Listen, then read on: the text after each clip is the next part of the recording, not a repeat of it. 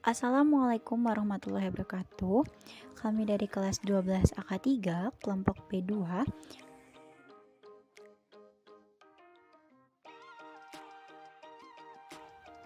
akan mempresentasikan laporan praktikum analisis bahan organik dan anorganik. Pertama, uji kualitatif protein yang akan dijelaskan oleh saya, Handra Kelsinta. Yang pertama adalah dasar teori. Kita mulai dari dasar teori protein, karena jelas yang kita uji adalah protein. Protein ini merupakan persenyawaan kompleks yang dihasilkan dari polimerisasi asam-asam amino yang terikat satu sama lain melalui ikatan peptida. Lalu ada pula protein ini penting bagi tubuh karena berfungsi sebagai pertama, pembentukan hormon, kedua, alat penyimpanan molekul, tiga, menyeimbangkan pH, empat, alat transportasi nutrisi dan molekul tubuh, kelima, sumber energi bagi tubuh, keenam, pembentukan antibodi, ketujuh, menyeimbangkan cairan, kedelapan, perbaikan dan perawatan jaringan tubuh, yang kesembilan, pembentukan enzim, dan 10, membentuk metabolisme tubuh. Struktur protein ini terdiri dari 4 macam, yaitu primer seperti yang gambar di sebelah kiri, sekunder yang di tengah, dan tersier dan kuartener.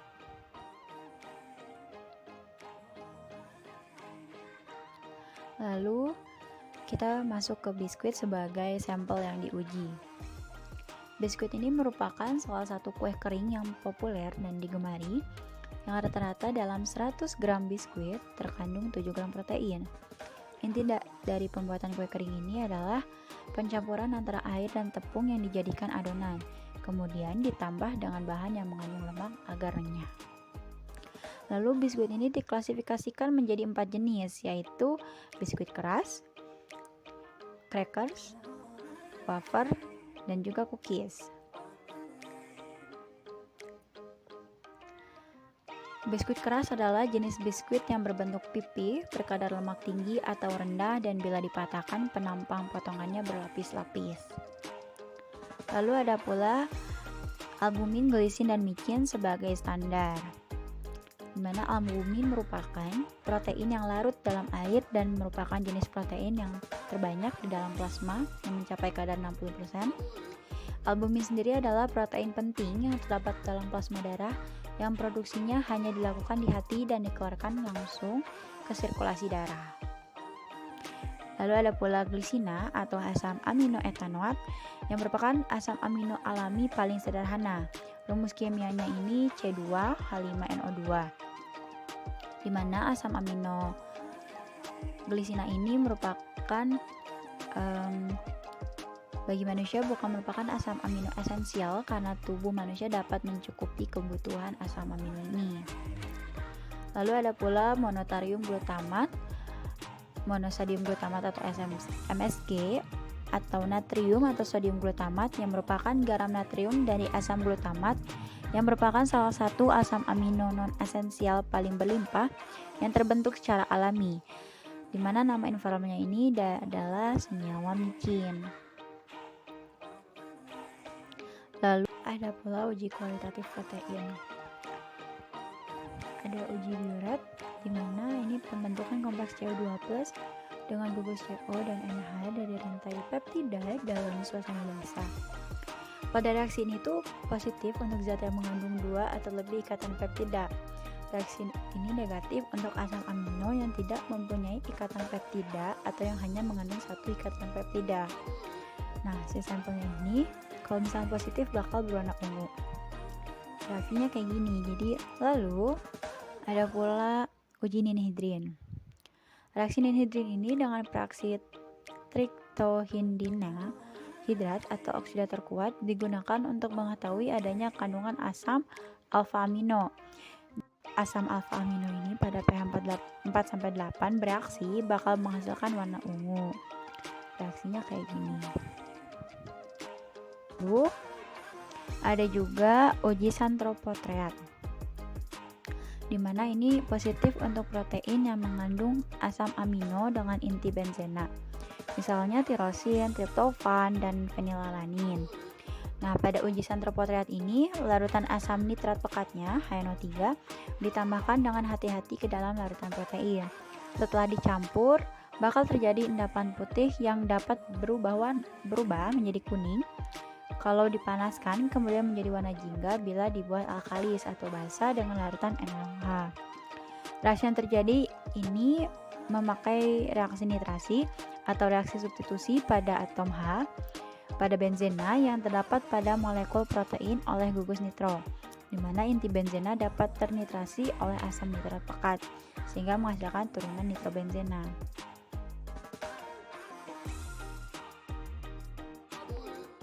Pula tujuan dari praktikum. Yang pertama, itu untuk mengetahui apakah sampel biskuit ini mengandung protein dalam uji biuret, mengandung asam amino bebas dalam uji dihidrin, dan mengandung gugus benzena dalam uji sentropotriat. Dan yang kedua, untuk membandingkan dan menguji sampel standar albumin, standar glisin, standar micin, dan aqua-DM untuk mengetahui kandungan dalam larutan-larutan tersebut. Apakah prinsip praktikumnya? Yang pertama, untuk uji biuret ini didasarkan pada pembentukan senyawa kompleks berwarna ungu ikatan peptida dalam protein dengan CO2+ pada suasana basah. Untuk uji dihidrin ini didasarkan pada pembentukan senyawa berwarna ungu hasil reaksi antara asam amino bebas dengan ninhidrin teroksidasi. Sedangkan sentropotriat ini prinsipnya adalah nitrasi dari gugus benzen pada protein dengan asam amino pekat, HNO3 pekat, akan menghasilkan senyawa berwarna kuning dan dengan NaOH membentuk garam berwarna jingga. Alat dan bahan yang diperlukannya ini yang pertama adalah. Lalu kita masuk ke langkah kerja dari pengerjaannya. Pertama ada persiapan sampel dan standar. Ini ada persiapan sampelnya dulu, yaitu pertama dihaluskan dulu sampel biskuitnya ini menggunakan mortar sampai benar-benar halus. Sehabis itu dilakukan sampling terhadap sampel biskuit yang sudah dihaluskan tadi. Habis itu ditimbang sampel biskuitnya sebanyak kurang lebih 3 gram atau sesuai kebutuhan. Habis itu biskuit yang sudah ditimbang tadi dilarutkan dengan aqua-DM.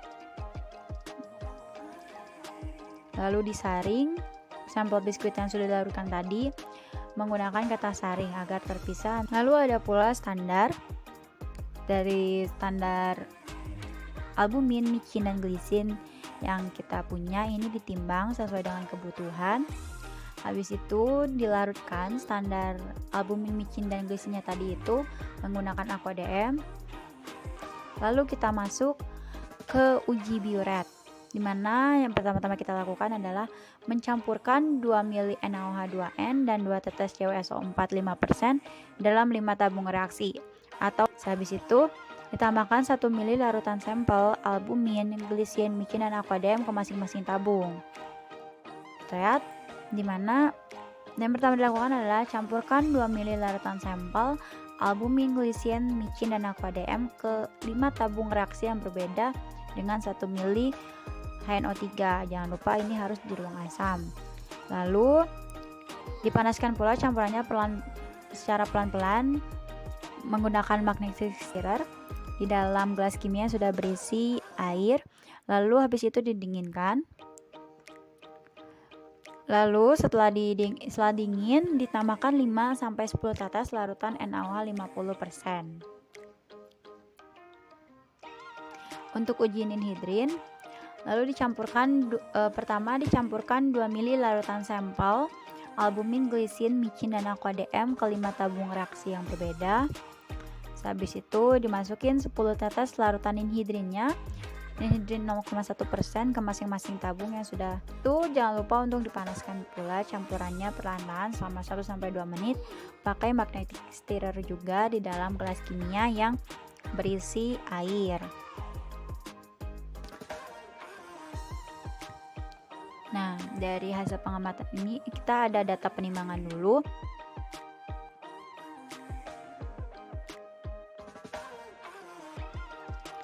Nah, lalu ada hasil dari pengamatannya, di mana pada uji biuret sampel biskuit ini berwarna kuning kehijauan.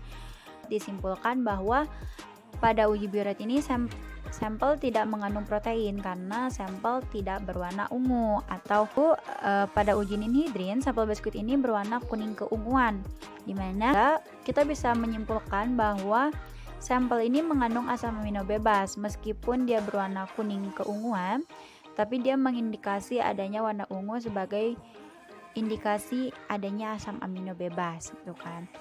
Lalu pada uji santropotreat ini ada sampel biskuitnya berwarna jingga, standar albumin, bahwa sampel biskuit yang kita pakai itu mengandung gugus benzen karena sesuai dengan literatur sampel biskuit tersebut berwarna jingga. Ini dia hasil pengamatan yang didapat, yang bahwa. Lalu kita masuk ke pembahasan, apa aja sih yang harus. Yang pertama ini bahwa dalam suasana basa ion Ca2+ dan CuSO4 bereaksi dengan pasangan elektron dari gugus NH atau CO. Lalu indikasi pembentukan ikatan peptida ini dengan adanya pembentukan warna violet atau ungu, sehingga menunjukkan kandungan protein dalam sampel. Lalu biuret ini merupakan senyawa dengan 2 ikatan peptida yang terikat pada pemanasan 2 molekul urea. Lalu ada pula kalau hasil ujinya ini warnanya ungu, yang dihasilkan semakin jelas dan semakin tua, berarti ikatan peptidanya ini panjang.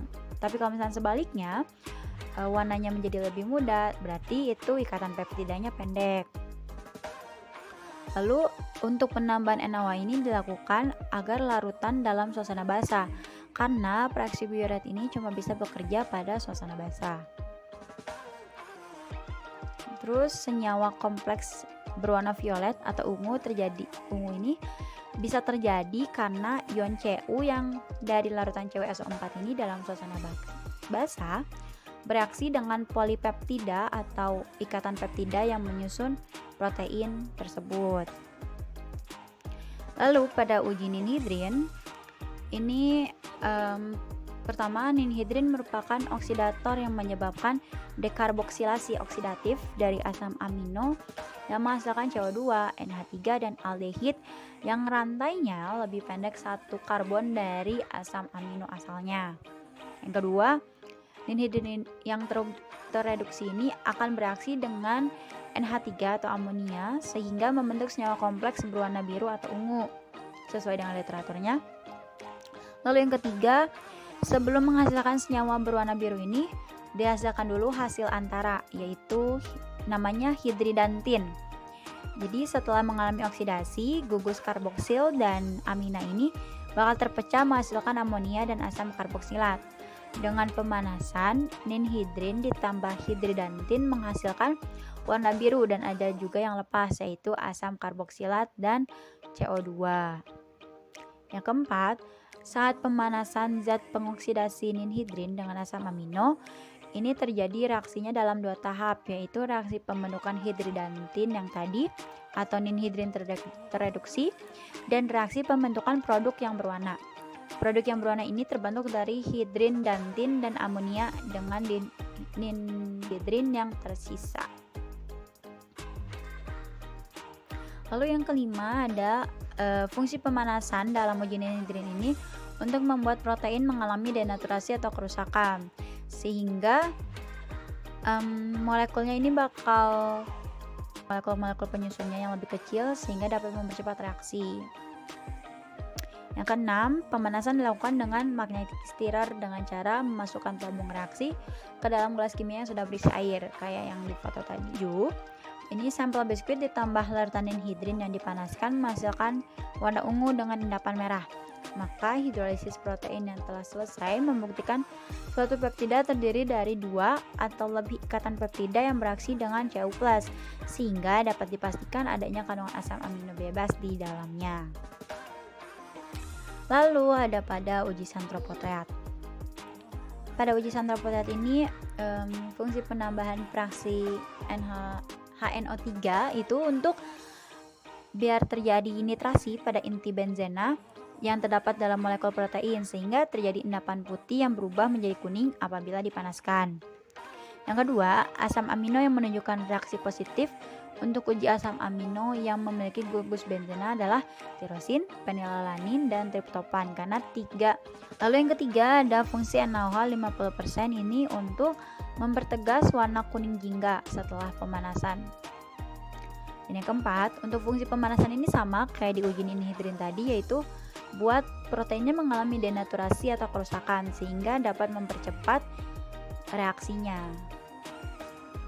Lalu yang kelima ada juga reaksi nitrasi, itu merupakan reaksi substitusi atom H pada gugus benzen oleh gugus nitro atau NO2. Sedangkan yang keenam, reaksi yang terjadi adalah nitrasi pada inti benzena yang terdapat pada molekul proteinnya. Yang ketujuh, penambahan NO3 pekat ini harus ada di dalam ruang asam karena kan kalau pemanasannya ini sama kayak di uji ninhidrin, harus dilakukan dengan magnetic stirrer dengan cara memasukkan tabung reaksi ke dalam gelas kimia yang sudah berisi air. Lalu dari praktikum pada hari Rabu 3 Maret 2021 itu dapat bahwa dari sampel biskuit yang diuji ini, sampelnya ini tidak mengandung protein tetapi mengandung asam amino bebas dan gugus benzen. Kenapa begitu? Karena dilihat dari hasil saat pengujian sampelnya ini bahwa pada uji bioret ini sampelnya berwarna kuning kehijauan, hasilnya negatif adanya protein karena seharusnya itu kan berwarna ungu ya, sesuai dengan literatur yang ada itu sebagai hasil positif adanya protein. Lalu pada uji ninhidrin ini berwarna kuning keunguan sampelnya. Ini hasil positif adanya asam amino juga, suatu indikasi adanya asam amino. Meskipun dalam literatur kan seharusnya berbentuk warna ungu saja, tapi karena dia ada keunguan, ini masih ada asam amino, indikasi asam aminonya. Lalu pada uji santroproteat ini sampelnya berwarna jingga.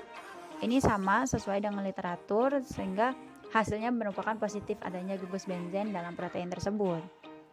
Lalu ada pula kita daftar pustaka.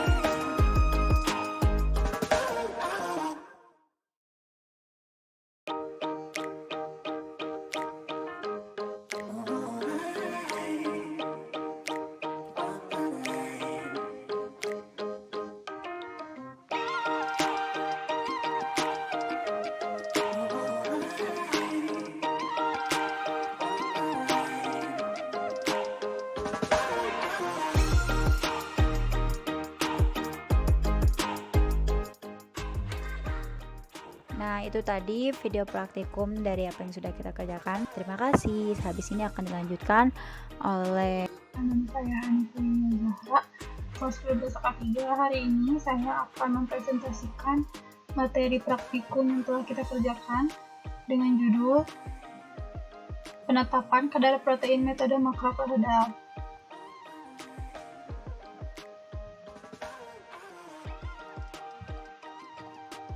Pengertian protein. Protein merupakan persenyawaan kompleks yang dihasilkan dari polimerisasi asam amino yang terikat satu sama lain melalui ikatan peptid. Dan di sini ada gambar ikatan peptid. Contoh ikatan peptid. Protein penting bagi tubuh karena berfungsi sebagai pembentukan hormon, alat penyimpan molekul, penyeimbangkan pH, alat transportasi nutrisi dan molekul tubuh, sumber energi bagi tubuh, pembentukan antibodi, menyeimbangkan cairan, perbaikan dan perawatan jaringan tubuh, pembentukan enzim, dan membentuk metabolisme tubuh. Struktur protein terdiri dari 4 macam, yaitu primer, sekunder, tersier, dan kuarterner. Di sini juga ada pengertian dari biskuit. Biskuit merupakan salah satu kue kering yang populer dan digemari yang rata-rata dalam 100 gram biskuit terkandung 7 gram protein. Inti pembuatan kue kering adalah pencampuran antara air dan tepung yang dijadikan adonan, kemudian ditambah dengan bahan yang mengandung lemak agar renyah. Biskuit diklasifikasikan menjadi 4 jenis, yaitu biskuit keras, crackers, wafer, dan cookies.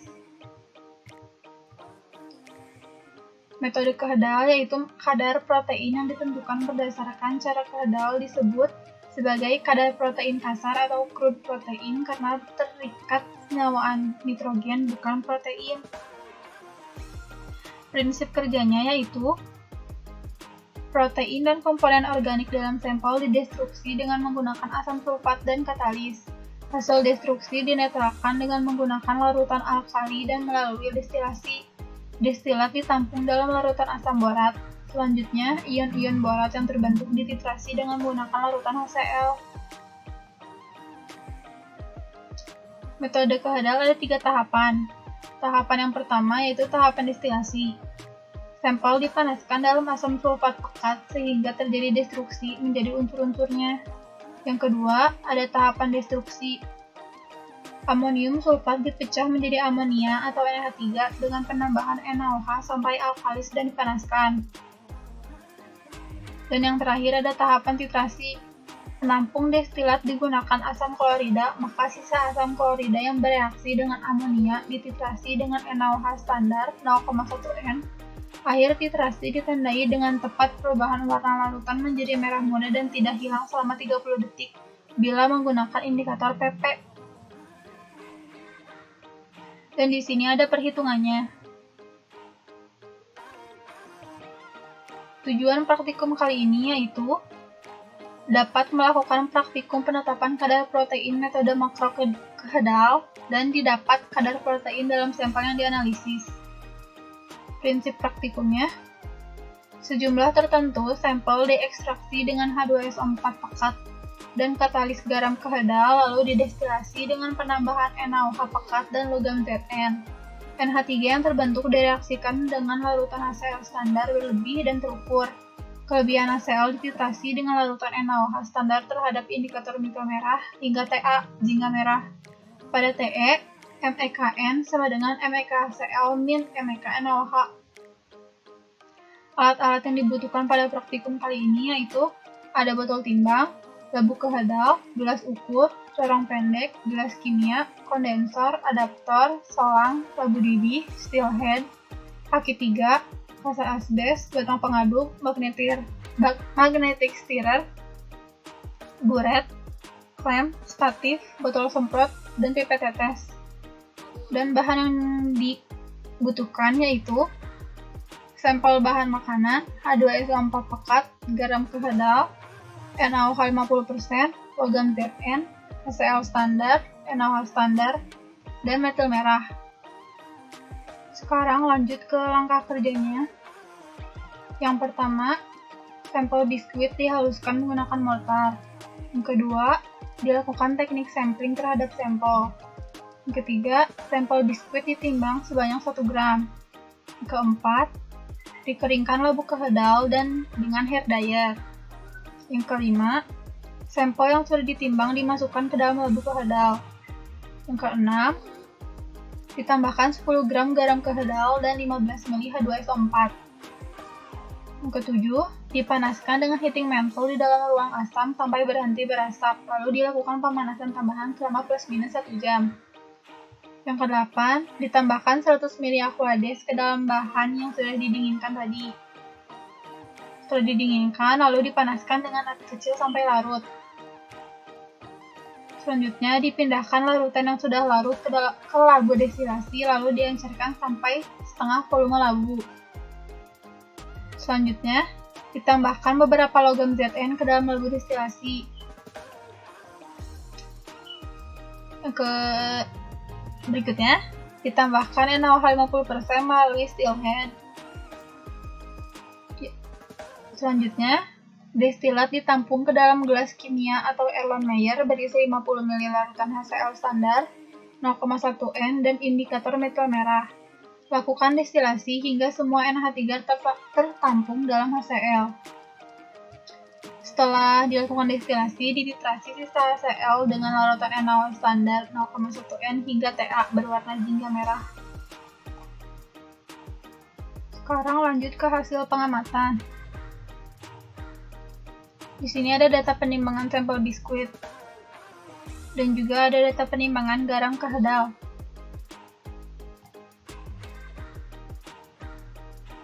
Di sini juga ada persamaan reaksi pada saat destruksi, destilasi, dan titrasi.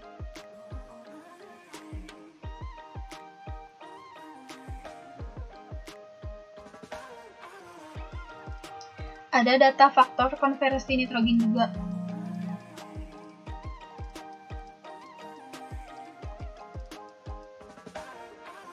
Di sini ada data titrasi yang kita lakukan.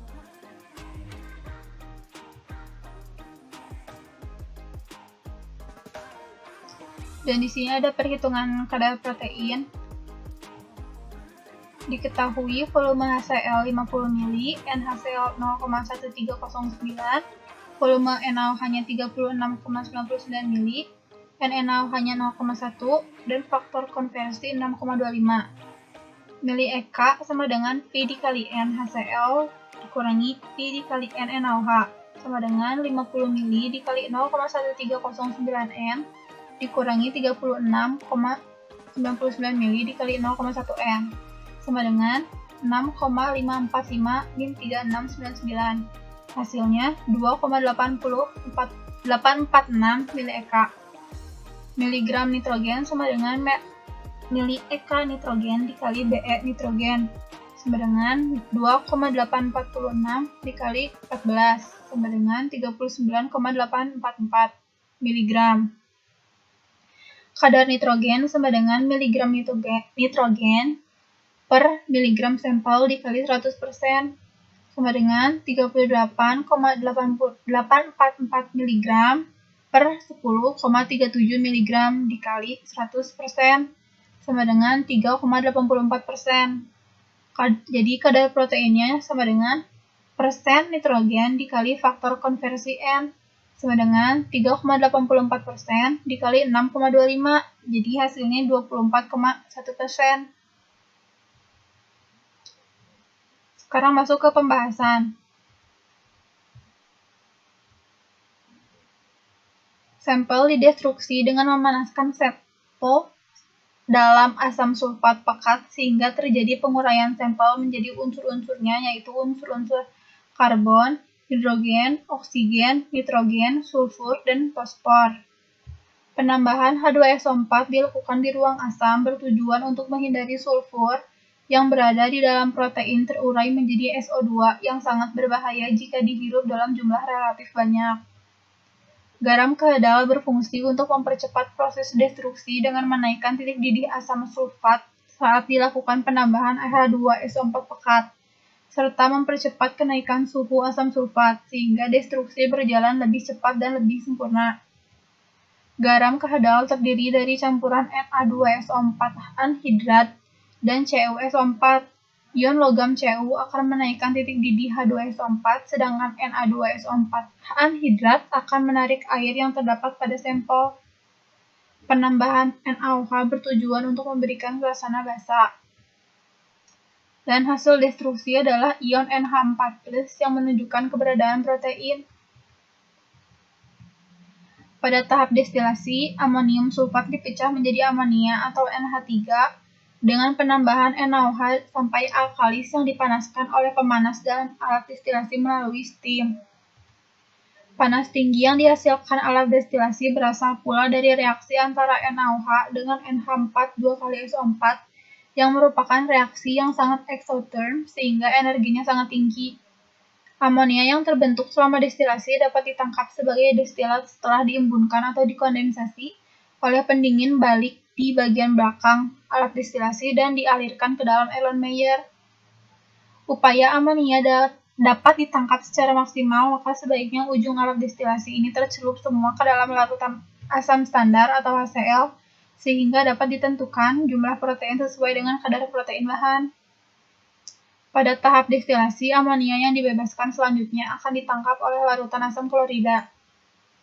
Erlenmeyer yang berisi 50 ml HCl dan 3-5 tetes indikator metil merah digunakan untuk menangkap amonia hasil reaksi NaOH dengan NH4 2 kali SO4. Penambahan logam Zn berfungsi untuk mempercepat oksidasi, menaikkan titik didih, dan merubah valensi dari tinggi ke rendah. Pada saat destruksi, ditaruh corong di atas labu kehedal berfungsi agar gas yang terbentuk langsung tersedot ke blower di ruang asam.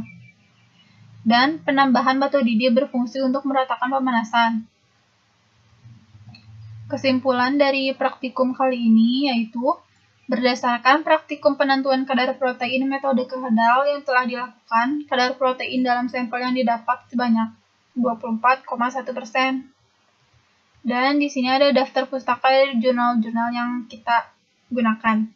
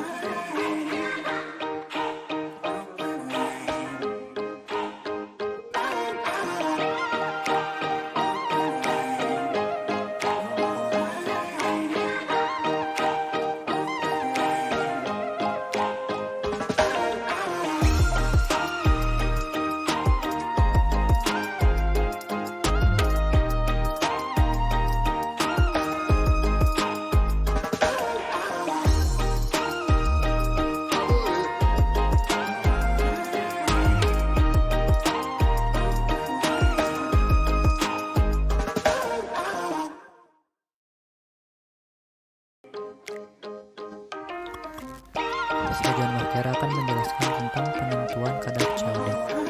COD atau kebutuhan oksigen kimia adalah jumlah oksigen yang dibutuhkan untuk mengoksidasi zat organik yang ada dalam 1 liter sampel air. Maka COD merupakan ukuran bagi pencemaran air oleh zat-zat organik yang secara alami dapat dioksidasi melalui proses mikrobiologis dan mengakibatkan berkurangnya oksigen terlarut ke dalam air. Bahan organik merupakan bahan-bahan yang dapat diperbarui, didaur ulang, dirombak oleh bakteri-bakteri tanah, menjadi unsur yang dapat digunakan oleh tanaman. Keberadaan bahan organik dapat berasal dari alam maupun dari aktivitas rumah tangga dan industri. Perairan yang memiliki nilai COD tinggi tidak dapat diinginkan bagi kepentingan perikanan dan pertanian. Tujuan praktikum adalah dapat melakukan penentuan konsentrasi COD dan didapat konsentrasi COD dalam sampel. Kerjanya, zat organik dalam sampel air dioksidasi oleh larutan kalium dikromat standar berlebih dalam suasana asam dan panas. Kemudian kalium dikromat sisa dititrasi dengan larutan amonium parasulfat oleh bantuan indikator feroin sampai terjadi perubahan warna dari biru hijau menjadi merah kecoklatan. Alat yang dipakai yang pertama labu didih, corong pendek, pipet tetes, kertas hisap, gelas kimia, pemanas, alat refleks, gelas ukur, kaca koji, botol semprot, pipet seukuran, berat, dan menyesapi tali baskom. Bahan yang digunakan yang pertama sampel air, kalium dikromat, sampel sulfat pekat,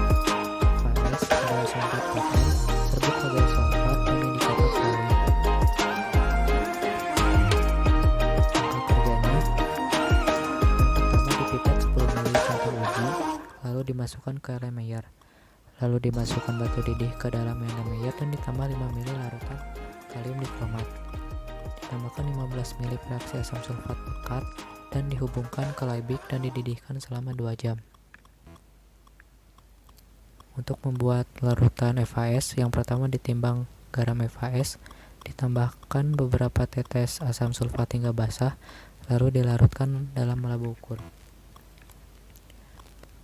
Langkah kerja selanjutnya, ditambahkan air suling hingga volume 70 ml, lalu diturunkan Erlenmeyer dari atas hot plate dan didiamkan sampai temperatur kamar. Untuk persiapan buret, yang pertama dibilas buret dengan larutan FAS lalu diisi dengan larutan FAS. Yang selanjutnya ditambahkan indikator Veroin 2-3 tetes ke labu Erlenmeyer. Dilakukan titrasi dengan larutan FAS dari warna kuning menjadi merah kecoklatan. Lakukan titrasi juga terhadap air suling sebagai blanko. Lalu dihitung kadar COD dalam sampel. Hasil pengamatannya untuk skala akhirnya, sampel 1 12,29 mili, sampel 2 11,8 mili, dan blanko 12,32 mili. Perhitungan konsentrasi COD rumusnya, volume blanko dikurangi volume titrasi dikali konsentrasi FAS dikali 8000 per volume sampel dikali 100%. Untuk ppm COD 1, perhitungannya 12,32 mili dikurangi 12,29 mili dikali 0,1 N dikali 8000 per 10 mili dikali 100%, hasilnya 2,4 ppm. Untuk ppm COD 2, perhitungannya sama seperti ppm COD 1 dan hasilnya 37,6 ppm. Lalu dirata-ratakan hasil yang tadi dan hasilnya 20 ppm. Pembahasan yang pertama, pengoksidasi kalium dikromat digunakan sebagai sumber oksigen. Yang kedua, pada analisis, jika kandungan klorida lebih dari 2000 ppm, dapat mengganggu fungsi katalisator dari AgSO4 dan pada keadaan tertentu turut teroksidasi oleh dikromat. Maka dihilangkan dengan cara menambahkan HgSO4 di mana akan diikat oleh ion Hg+ sehingga membentuk HgCl. Yang ketiga, gangguan yang disebabkan karena adanya ion sulfit harus dihilangkan dengan cara pemberian asam sulfamat. Dalam hal ini, sulfit jika teroksidasi oleh ion dikromat akan membentuk sulfat. Yang terakhir, COD berpengaruh terhadap DIO level. Pembahasan yang kelima, indikator Veroin bekerja pada pH antara 4-7 sehingga cocok digunakan untuk menganalisis kandungan COD dalam sampel. Asam sulfat berfungsi sebagai katalisator karena akan menyebabkan suhu yang tinggi pada larutan campuran ketika ditambahkan dalam larutan sehingga akan mempercepat reaksi. Nomor 7, direflux selama 2 jam bertujuan agar semua bahan organik telah habis teroksidasi oleh kalium dikromat. Yang terakhir, larutan standar kalium dikromat digunakan sebagai oksidator selama proses oksidasi berlangsung. Kesimpulannya, berdasarkan praktikum penentuan konsentrasi COD yang telah dilakukan, konsentrasi COD dalam sampel yang didapatkan sebanyak 20 ppm. Berikut video penentuan COD.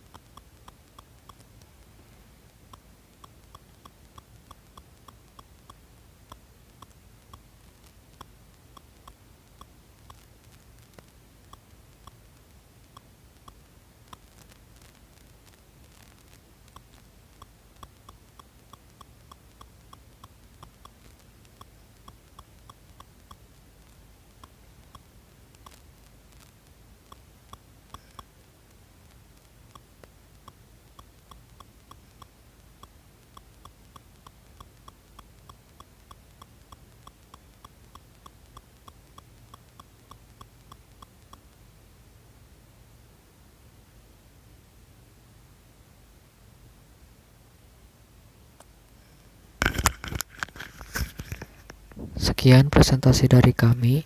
Maaf bila ada kesalahan. Terima kasih. Wassalamualaikum warahmatullahi wabarakatuh.